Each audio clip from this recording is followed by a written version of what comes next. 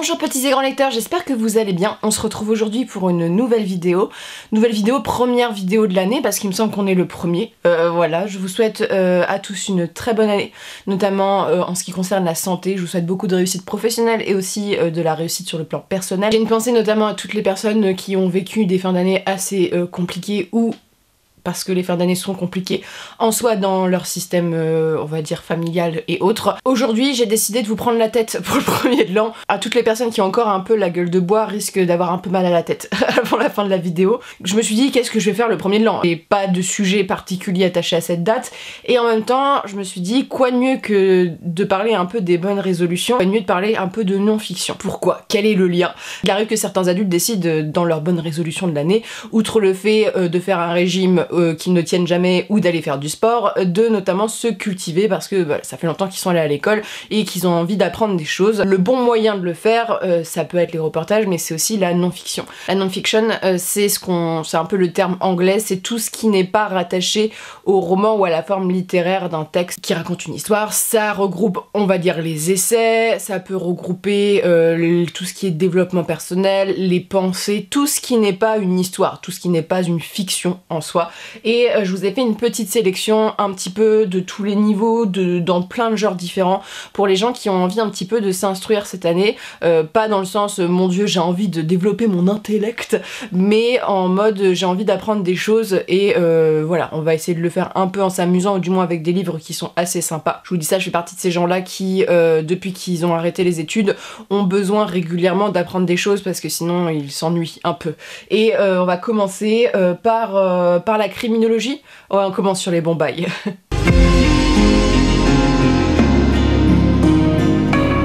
Avant toute chose, je voulais aussi vous remercier pour les 3 Nornes et tout le soutien qu'on a eu durant cette fin d'année, notamment via les commandes que vous avez passées pour Noël. Ça nous a énormément touchés, ça nous a soutenus parce que 2022 a été une année super compliquée pour le commerce dans tous les secteurs possibles et notamment dans le secteur de la culture où sincèrement les gens ne consommaient plus, et là à la fin de l'année, pour avoir parlé avec beaucoup de gens dans le commerce, c'est un peu la catastrophe pour tout le monde. Donc je vous remercie, voilà, de nous avoir soutenus. Commençons par les petits assassinats. Voilà, des familles.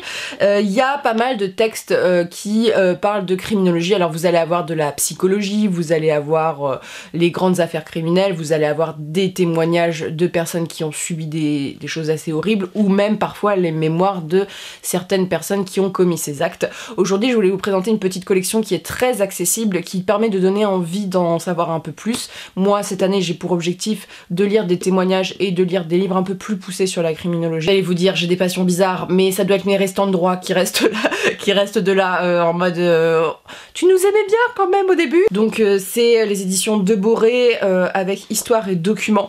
Donc je vous présente là par exemple Les femmes criminelles de France. Il y a toute une collection de petits livres en poche comme ceci à pas très cher, à 9 € où vous allez avoir le grand résumé d'une thématique. Donc là on va voir les femmes criminelles, ce qui est assez intéressant parce que sociologiquement parlant ça en dit pas mal de choses sur la société de son époque. En fait, au-delà d'étudier le crime, t'étudies la société. Je prends toujours l'exemple de celui-ci. Les femmes, avant, la majorité des crimes qui étaient commis par les femmes, c'était des crimes qui étaient souvent liés au mari ou à l'amant ou aux enfants. Soit parce que les femmes ne voulaient pas d'enfants et qu'il n'y avait pas de contraception, donc il y avait l'infanticide, soit parce que souvent dans ces affaires-là, c'est des femmes qui sont battues très violemment et qui se retournent contre leur mari, voilà, qui font un peu, qui agissent un peu comme Jacqueline Sauvage. Où on a des femmes qui vont notamment demander l'aide de leurs amants pour abattre leur mari, parce qu'à l'époque le divorce, bah, c'était pas très accepté socialement parlant, c'était parfois pas légal. Bien sûr il y a des femmes qui tuent de sang-froid parce que voilà, elles ont pour X et X raisons, mais là on est sur des crimes qui vont jusqu'en, parce que c'est au niveau chronologique, bah c'est Jacqueline Sauvage le dernier, voilà. Donc je suis Jacqueline Sauvage, hein, pour ceux qui ne connaissent pas cette affaire criminelle. C'est une affaire qui est le symbole en fait des violences conjugales. Jacqueline Sauvage est une femme qui a assassiné son mari, notamment après de nombreuses années de violence, et je crois qu'elle a été libérée par le président de la République. Souvenir, il y avait un côté aussi avec de la légitime défense au moment où ça s'est passé, mais voilà. Après ça parle aussi de portraits de femmes qui sont violents, hein. Si vous vous intéressez un petit peu au true crime, il y a aussi des femmes qui tuent de façon beaucoup plus violente, des choses qui ne sont pas justifiées, même si on justifie jamais vraiment un crime. Ça peut vous intéresser. Là on a le résumé de l'affaire, le procès, un tout petit bout de biographie des personnes et surtout des dates clés, mais ça donne envie de s'instruire un peu plus sur le sujet. Et voilà, bon, je sais que ça c'est très niche, on va passer sur quelque chose d'un peu plus ouvert, on va passer à l'histoire. L'histoire, c'est ce que j'ai le plus à vous présenter en soi parce que bah, ça fait partie de mes passions. Là, c'est vraiment quelques exemples, mais allez forcément trouver un sujet qui vous intéresse. Le premier, celui-ci, j'avais adoré, c'est pour ça que je vous le présente. C'est des biographies sur des personnages historiques hyper importants. C'est le genre d'essai où il faut demander conseil en librairie, où il faut faire des recherches parce que le problème de ces textes-ci, de la non-fiction, c'est que souvent c'est biaisé, voilà, parce que si c'est pas des chercheurs, ça peut avoir un point de vue politique, voilà, il faut voir aussi dans quoi tu t'engages. Soit ça peut être des charlatans, ça arrive aussi, mais la plupart du temps, les maisons d'édition sérieuses publient des chercheurs. Je vous conseille quand même de regarder si c'est des universitaires ou des gens qui connaissent le milieu. Et aujourd'hui, je vous présente Cléopâtre, donc d'Alberto Angela, un spécialiste. Ce texte a été quand même reconnu pour sa qualité, donc c'est chez HarperCollins Poche. Donc c'est un portrait de cette grande reine, voilà, qui a marqué son siècle et sur lequel il y a énormément de fantasmes. Et donc l'auteur va vraiment briser un petit peu tout le mythe.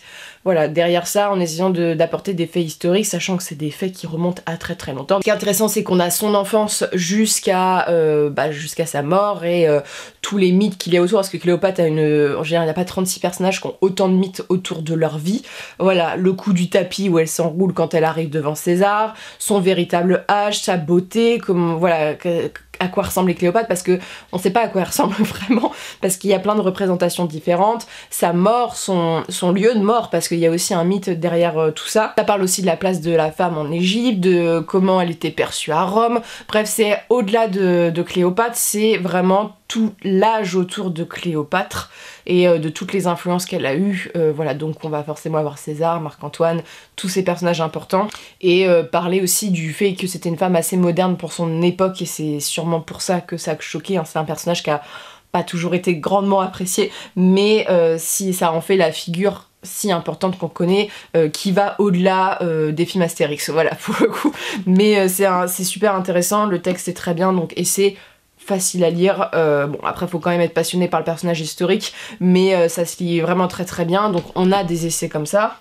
On a des choses un peu plus illustrées, hein. Je vais vous montrer des livres qui sont un petit peu des beaux livres aussi. On va avoir entre le livre et le magazine, donc c'est Mythes et réalité, histoire du roi Arthur, donc c'est les éditions Ouest France, dont je vous ai déjà parlé à plusieurs reprises sur la chaîne. Ouest France, vous les trouvez souvent dans les châteaux, voilà, c'est souvent là où ils sont distribués, dans les lieux historiques.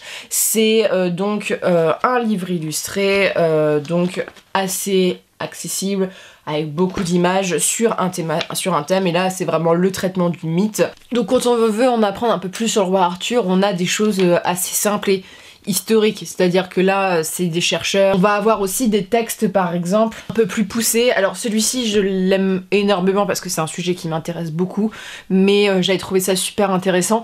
Il y a par exemple en plus la couverture est jolie, c'est les femmes vikings, des femmes puissantes chez Autrement.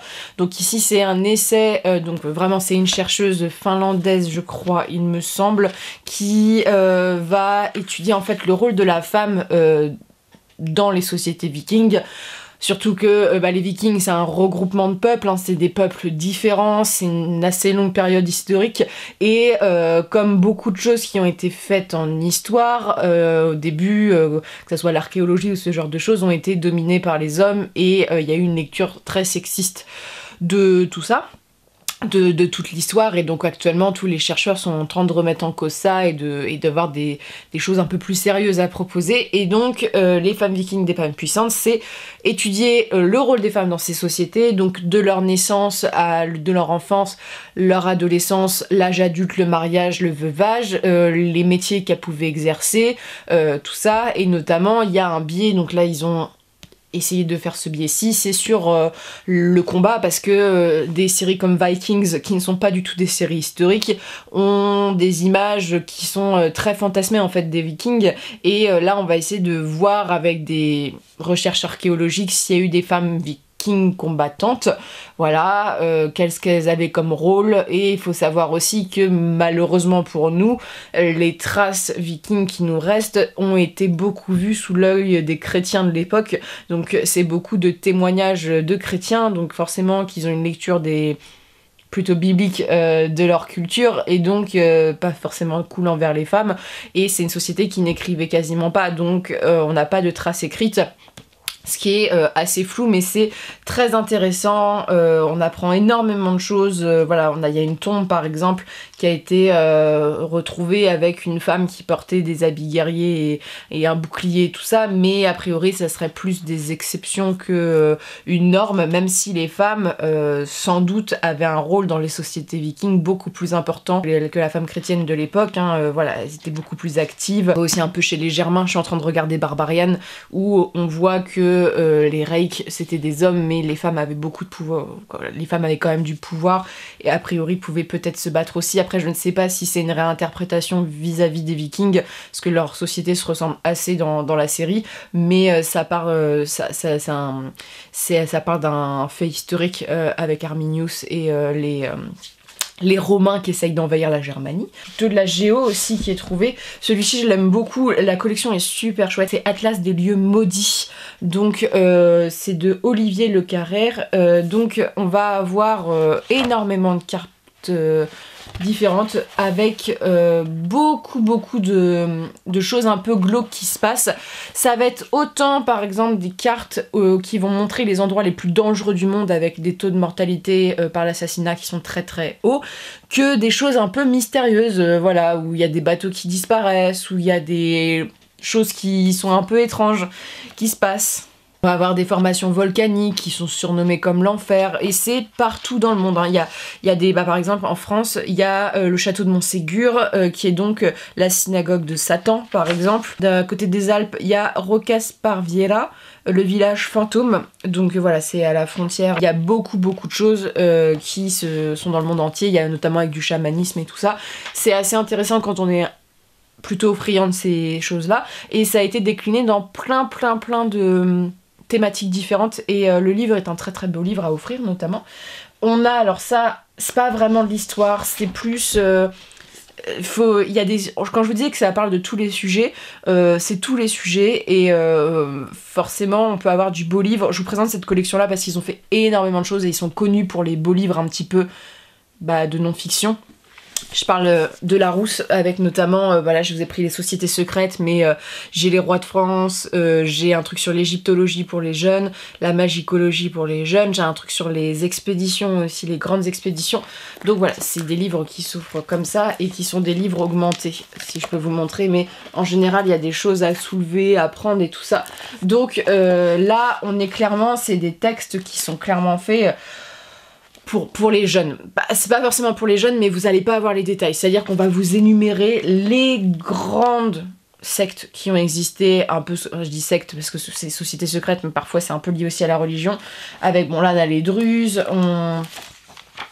on va voir la Kabbale, on va voir les alchimistes. Alors moi je suis très intéressée par ça parce que en imaginaire c'est quelque chose qui est très présent. Les sociétés secrètes, il y a beaucoup de livres qui s'inspirent de ça. Il y a les sociétés spirites avec l'occulte.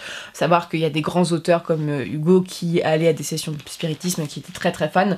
Donc voilà, et des choses qui sont un peu plus modernes aussi, où on va parler par exemple de la mafia, qui vraiment c'est très large. Ça te permet d'avoir un prisme. Après, sincèrement j'ai lu ça quand j'avais 14-15, je sais pas si j'étais jeune, hein, ça fait longtemps que je l'ai, c'était encore dans ma chambre d'enfant, donc c'est vraiment adressé plutôt pour découvrir ça. Après tu peux un peu pousser tes recherches, hein, là c'est vraiment des choses qui indiquent. Donc là en histoire il y a énormément de choses, là je vais passer à des essais, donc là c'est un essai qui est plutôt, on peut avoir des essais politiques, là il y a quand même une donnée politique dans le texte, mais c'est pas le sujet principal. On peut avoir de la non-fiction sur des questions de société très importantes. Je vous en parle très souvent, mais je trouve qu'il est hyper important à lire, et ce texte est de plus en plus, comment dire, de plus en plus ancré dans la réalité, si je peux le dire. C'est le texte de Gabrielle Dédier, dont On ne n'est pas grosse, dont je vous recommande aussi le visionnage du reportage qu'elle a fait sur Arte il y a quelques temps, donc c'est chez La Goutte d'Or. Donc Gabrielle Dédier, c'est une femme qui est en obésité morbide, il me semble, donc une obésité très importante, qui parle de la grossophobie et du fait d'être grosse. Donc déjà, c'est le fait de dire le mot grosse et de pas voir ça comme une insulte, parce que quand on dit quelqu'un est maigre ou mince, c'est pas du tout vu comme une insulte pour la société, beaucoup moins que le terme gros. Ça va autant te parler des infrastructures que de la grossophobie ambiante, voilà, de son vécu personnel à elle, avec des choses qui sont extrêmement violentes, parce que c'est une jeune femme qui est en surpoids depuis l'enfance. Et il y a un point dans le texte qui est plus politique que les autres, mais c'est un texte qui est sorti il y a quelques années, mais qui est important de connaître aussi. C'est un texte, donc déjà moi je trouve qu'il y a un peu d'utilité publique, il faudrait le faire lire un peu à tout le monde pour faire comprendre que se foutre de la gueule des gros, c'est pas forcément très très drôle, et surtout ça leur fait vivre un enfer quotidien, voilà, qui pousse parfois au suicide. Et on parle des opérations de bypass, donc pour ceux qui ne connaissent pas, c'est on enlève, il me semble, un bout de l'estomac pour réduire en fait l'estomac, ce qui fait que tu ne peux plus manger autant et tu te manges en petite quantité. Je connais pas mal de gens dans mon entourage qui l'ont fait, voilà, ça a été très très à la mode à un moment. C'est une solution, on est pour, on n'est pas pour. Gabrielle Dédier est totalement contre, notamment pour une question de chiffres qui ont été publiés dans des études américaines il y a quelques années. Il faut savoir que le bypass a été fait plus en avant par rapport à nous aux États-Unis, et qu'il y a eu des cas de cancer qui se sont déclarés après, et malheureusement pour moi, je connais 2 personnes qui ne sont plus là, voilà, à cause potentiellement de ça. Donc le bypass est une opération très très lourde et qui a été à un moment donnée comme ça, tu vois. Et elle en parle. C'est politique, alors vous voyez un peu mon avis dans mes propos. Après, je suis pas là pour vous dire s'il faut faire ou pas cette opération. Récent, et bon, c'est violent. C'est comme Beauté fatale de Mona Chollet, je vais pas vous présenter Mona Chollet là parce que je vous en parle beaucoup, mais c'est des textes qui te font confronter à la violence, vraiment, de la violence vis-à-vis du corps, hein, parce que ça parle de ça aussi, mais et c'est assez intéressant. Alors, qui est politisé, comme je vous le disais, voilà, ça peut pas forcément plaire à tout le monde et ça peut être mal interprété. Par exemple, des gens qui ont fait l'opération peuvent se sentir un peu agressés d'avoir fait cette opération-là, mais c'est leur choix personnel. Je veux dire, on va pas juger les gens pour faire tel ou tel choix. On va aller dans cette ligne-là. Il y a aussi de la non-fiction. Alors, ce que j'ai beaucoup lu ces dernières années, je vais lire autre chose cette année parce que je vais diversifier. Je lis pas mal de choses sur le féminisme, ce qui est normal, je suis une femme et j'essaye de me renseigner un peu sur les questions que je connais un petit peu, mais j'aime bien développer. Et j'aime bien avoir mon regard critique sur les textes qui sortent. Et surtout, en fait, je suis un peu intéressée par les questions de genre parce que c'est quand même très important dans nos sociétés et ça cause quand même beaucoup de problèmes dans nos sociétés, on s'en rend tous un peu compte. Et il y a 2 textes que je vais vous présenter. Le premier, je vais vous présenter celui que j'ai terminé il y a pas très longtemps en dernier, mais il y a celui-ci qui est un très bon texte de petit guide de bon comportement. Alors ça peut être vu un peu comme moralisateur, mais la situation est telle parfois où les gens ne savent tellement pas comment réagir bien que quand on n'est pas dans le corps de ces personnes-là, c'est toujours important d'avoir des aides. Alors moi je l'ai acheté en pensant que ça allait être un truc historique dessus. C'est plus un essai, donc il y a un petit côté historique, mais c'est plus des chiffres, les grands combats actuels, et en fait toute la question de l'appellation, voilà, c'est assez riche. Donc je vous présente une histoire de genre de Lexi. Lexi, c'est une jeune femme qui est présente sur les réseaux sociaux, notamment sur Instagram, qui défend beaucoup la cause transgenre, parce qu'elle est elle-même transgenre pour le coup, et donc elle est pertinente notamment pour écrire ce texte-ci.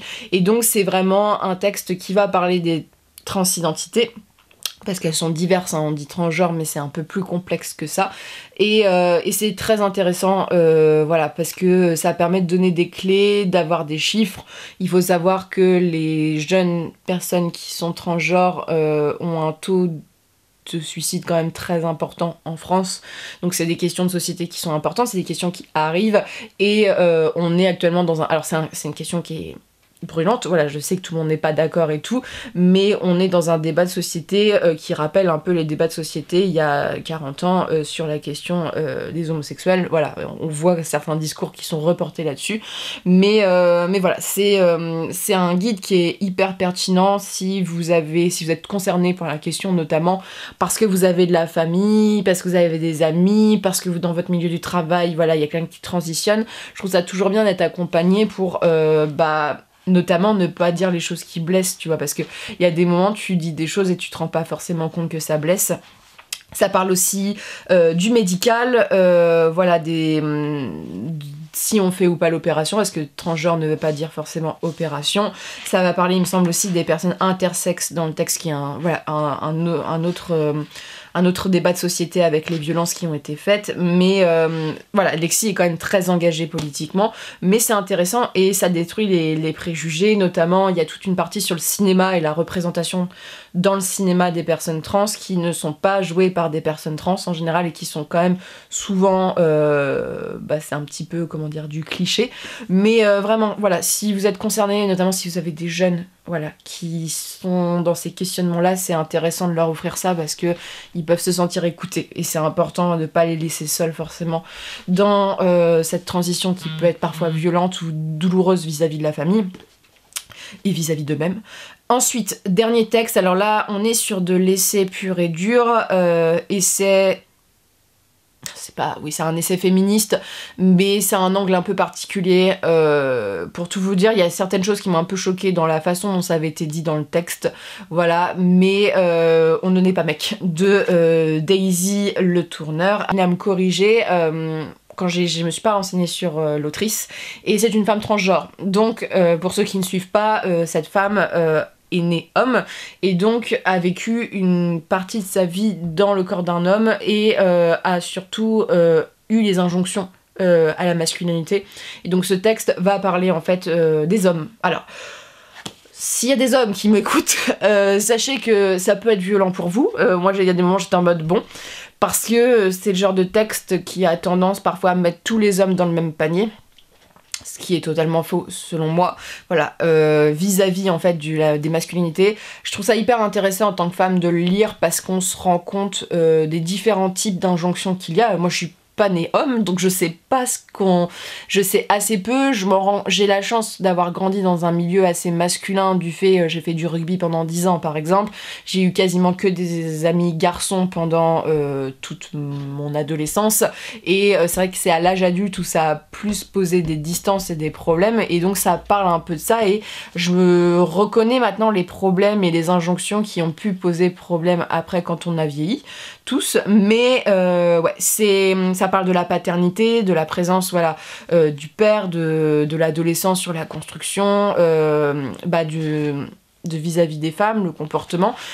C'est très engagé politiquement, c'est féministe, assez vénère quand même dans le texte, et il y a des phrases qui peuvent un petit peu choquer, hein, voilà, il y a des choses moi qui j'étais en mode bon, faut le prendre dans le visage quand même, voilà, quand on dit ça, mais c'est important parce que je pense que ça peut faire décomplexer les hommes sur pas mal de choses.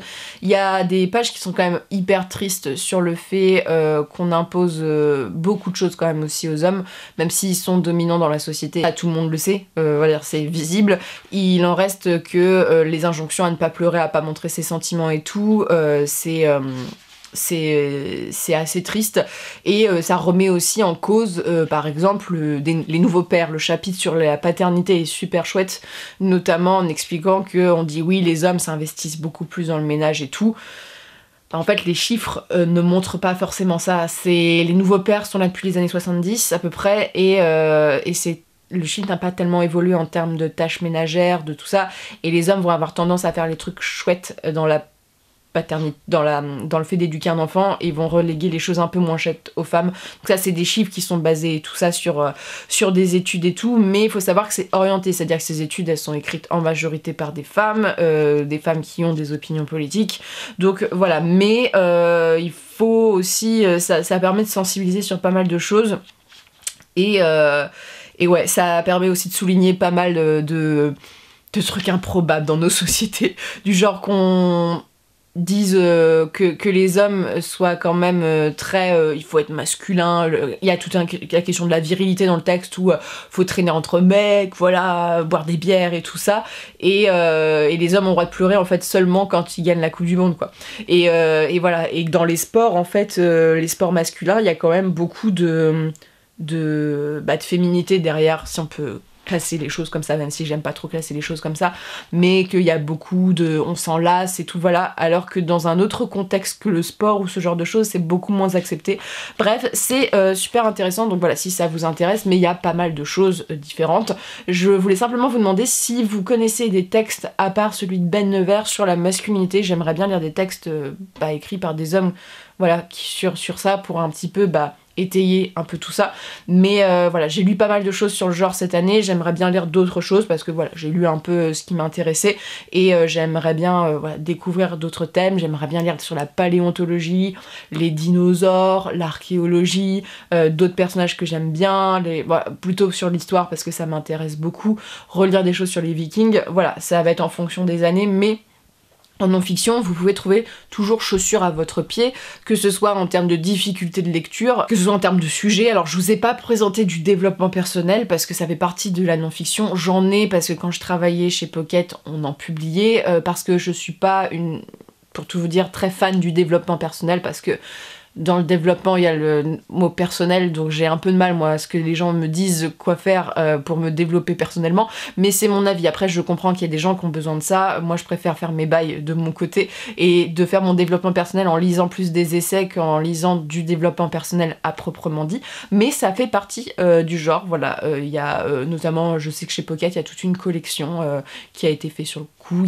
J'ai aussi des livres de voyage, voilà, qui sont de la non-fiction que je vous ai pas présenté. Il y a énormément de choses. Quoi de mieux commencer l'année avec des petites lectures, voilà, pour s'instruire, pour se challenger aussi, pour changer un petit peu de la fiction, parce qu'en général sur la chaîne on parle plutôt de fiction, mais pour découvrir d'autres petites choses. Sur ce, je vous souhaite de très bonnes lectures, n'hésitez pas vous à me conseiller la non-fiction que vous avez appréciée. Et sur ce, on va se retrouver bientôt pour une prochaine vidéo. Voilà, on repart pour une année de plus et je suis très contente que vous la passiez avec moi. Je suis encore super contente de voir votre fidélité à suivre la chaîne, d'être toujours super gentil en commentaire, voilà, d'être là, et c'est toujours en salon aussi, d'être là aussi en salon, de faire votre rencontre, c'est toujours un plaisir. Et voilà, je vous souhaite de très bonnes lectures et une très bonne journée.